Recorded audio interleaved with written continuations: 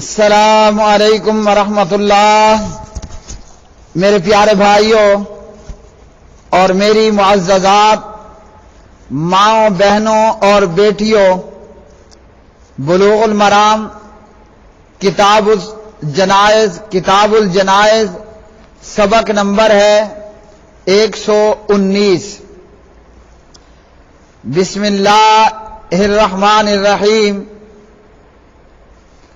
عن عائشہ رضی اللہ تعالی عنہا قالت واللہ قد صلی رسول اللہ صلی اللہ علیہ وسلم علی ابنی بیضاء فی المسجد، رواہ مسلم۔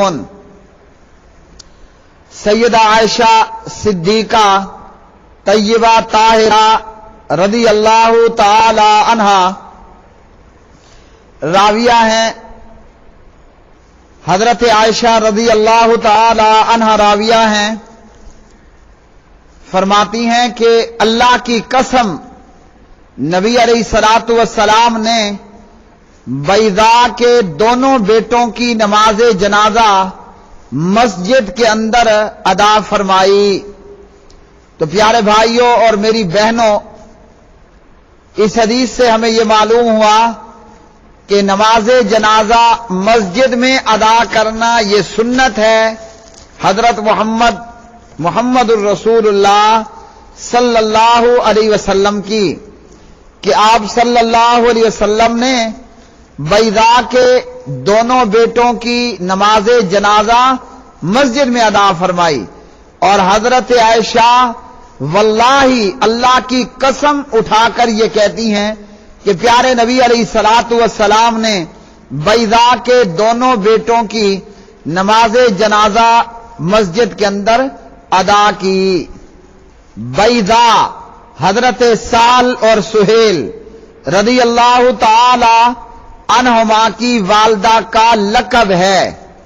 حضرت سال اور حضرت سہیل رضی اللہ تعالی عنہ نبی علیہ الصلوۃ والسلام کے عظیم المرتبت صحابہ کرام رضوان اللہ علیہم اجمعین کے اندر ان کا شمار ہوتا تھا۔ بیضاء کے 3 مشہور بیٹے تھے، ایک سال، سہیل اور ان کے تیسرے بیٹے حضرت صفوان رضی اللہ تعالی عنہ، جنہوں نے غزوہ بدر میں جام شہادت نوش کیا۔ تو بیضاء کے 2 بیٹے سال اور سہیل رضی اللہ تعالی عنہما، نبی علیہ الصلوۃ والسلام نے ان کی نماز جنازہ مسجد کے اندر ادا فرمائی۔ سیدہ عائشہ کی اس روایت سے ان لوگوں کا رد ہوا جو مسجد میں نماز جنازہ پڑھانے کو ممنوع قرار دیتے ہیں۔ اور یہ مسجد میں نماز جنازہ ممنوع قرار دینے والے، نماز جنازہ مسجد میں ممنوع قرار دینے والے ہیں الدیوبندیہ اور البریلویہ۔ تو الدیوبندیہ اور البریلویہ کا رد ہوا، یا جو بھی مسجد میں نماز جنازہ پڑھانے کو ممنوع قرار دے، اس صحیح مسلم کی حدیث سے ان لوگوں کا رد ہوا۔ کیوں کہ مسجد میں نماز جنازہ پڑھانا نبی علیہ الصلوۃ والسلام کے جو ہے وہ عمل سے ثابت ہوا۔ اسی طرح علاوہ ازیں طبقات ابن سعد میں ہے، خلیفہ اول امام برحق خلیفہ بلا فصل جناب ابو بکر صدیق رضی اللہ تعالی عنہ کا جنازہ امیر المؤمنین جناب عمر بن خطاب رضی اللہ تعالی عنہ نے مسجد کے اندر ہی پڑھایا تھا، الطبقات الکبریٰ۔ اسی طرح مسند سعید بن منصور میں ہے کہ جناب عمر رضی اللہ تعالی عنہ کا جنازہ جناب صہیب رضی اللہ عنہ نے مسجد کے اندر ہی پڑھایا تھا۔ اور دیگر مصنف عبد الرزاق السنن الکبریٰ للبیہقی۔ اور اسی طرح جناب سعد بن ابی وقاص رضی اللہ تعالی عنہ کا جنازہ بھی مسجد کے اندر پڑھایا گیا تھا، مصنف عبد الرزاق۔ تو ان سے اس حدیث سے یہ معلوم ہوا صحیح مسلم سے کہ مسجد کے اندر نماز جنازہ ادا کرنا درست ہے، نہ یہ ممنوع ہے نہ یہ مکروہ ہے۔ اب دیوبندی بریلویوں نے اپنی فقہ سے لیا، جہاں سے لیا کہ مسجد کے اندر جنازہ نہ پڑھایا جائے، انہوں نے کیا کیا کہ مسجد کے ساتھ ہی ایک علیحدہ کمرہ بنایا، وہاں میت رکھی جاتی ہے، میت وہاں رکھ کر اور پھر مسجد کے اندر صفیں بنا کر اس کا جنازہ ادا کیا جاتا ہے۔ جبکہ آنکھوں دیکھا حال یہ ہے کہ اسی ایریے کے اندر نماز جمعہ کے اندر بھی مقتدی یا نماز پڑھنے والے موجود ہوتے ہیں، اور یہ حصہ بھی مسجد کا ایریا ہی ہے، تو خود اپنی فقہ پر عمل کرنا مشکل ٹھہرا۔ کیوں کہ یہ وہ پابندی تھی جو شریعت نے نہیں لگائی۔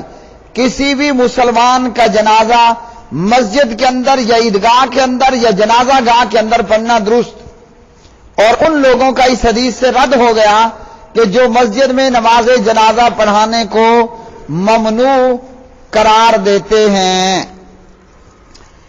اگلی حدیث، عن عبد الرحمن ابن ابی لیلہ رضی اللہ تعالی عنہ قال کان یزید بن ارقم یکبر علی جنائزنا اربعا وانه کبر علی جنازۃ خمسا فسألته فقال کان رسول اللہ صلی اللہ علیہ وسلم یکبرها رواہ مسلم والترمذی وابو داود وغیرہم۔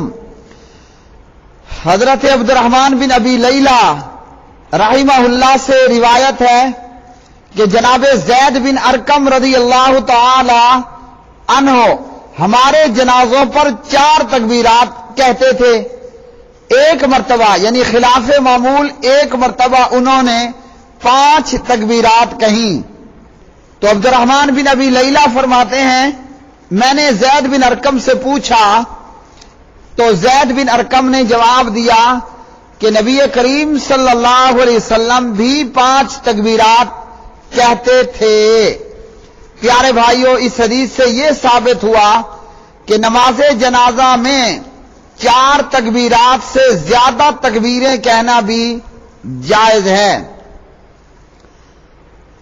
تکبیرات جنازہ 4 سے لے کر 9 تک روایتیں ہیں، یعنی 4 سے لے کر 9 تک تکبیرات کہی جا سکتی ہیں، جن کی تفصیل علامہ محمد الشیخ فضیلت الشیخ علامہ ناصر الدین البانی رحمہ اللہ نے احکام الجنائز کے اندر بیان کیا۔ فضیلت الشیخ علامہ البانی رحمہ اللہ احکام الجنائز میں لکھتے ہیں کہ تکبیرات جنازہ 4 سے لے کر 9 تک ثابت ہیں، ان میں سے جس پر بھی عمل کر لیا جائے جائز ہے۔ اسی طرح پیارے بھائیوں، تکبیرات جنازہ کے ساتھ رفع الیدین کرنا نبی علیہ الصلوۃ والسلام سے بسند صحیح کوئی روایت نہیں ہے، جیسا کہ امام شوکانی، ابن حزم اور علامہ البانی رحمہم اللہ تعالی کا موقف ہے۔ اور صرف پہلی تکبیرات کے ساتھ رفع الیدین کیا جائے، کیونکہ نبی علیہ الصلوۃ والسلام سے یہی ثابت ہے۔ البتہ عبداللہ ابن عمر رضی اللہ عنہما کے متعلق روایت ہے کہ وہ نماز جنازہ کی ہر تکبیر کے ساتھ رفع الیدین کرتے تھے۔ صحیح بخاری تعلیقاً، السنن الکبریٰ للبیہقی وغیرہ۔ تو اگر کوئی جنازے کی تکبیرات کے اضافی تکبیرات کے ساتھ رفع الیدین کر لے تو یہ بھی درست ہے۔ اگلی حدیث، عن علی رضی اللہ تعالی عنہ انہ کبر علی سہل بن حنیف 6 وقال انہ بدری، رواہ سعید بن منصور واصلہ فی البخاری۔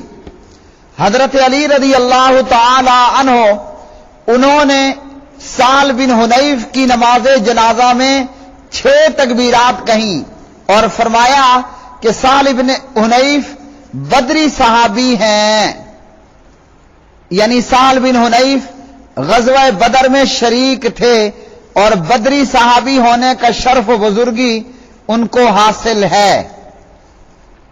اس حدیث سے یہ معلوم ہوا کہ کسی کی بزرگی اور شرف کا لحاظ رکھتے ہوئے 4 سے زائد تکبیرات بھی کی جا سکتی ہیں۔ حضرت سہل بن حنیف بدر میں شریک ہوئے، غزوہ احد کے اندر بھی ثابت قدم رہے۔ حضرت علی نے سہل بن حنیف کو بصرہ پر عامل مقرر کیا اور 38 ہجری کے اندر سہل بن حنیف نے وفات پائی۔